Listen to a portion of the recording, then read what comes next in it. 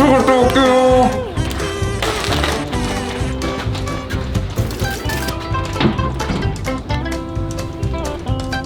올라가.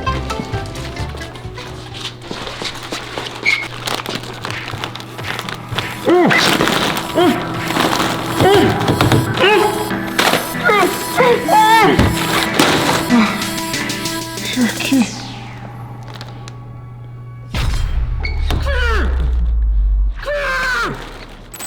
자, 문 열어주세요.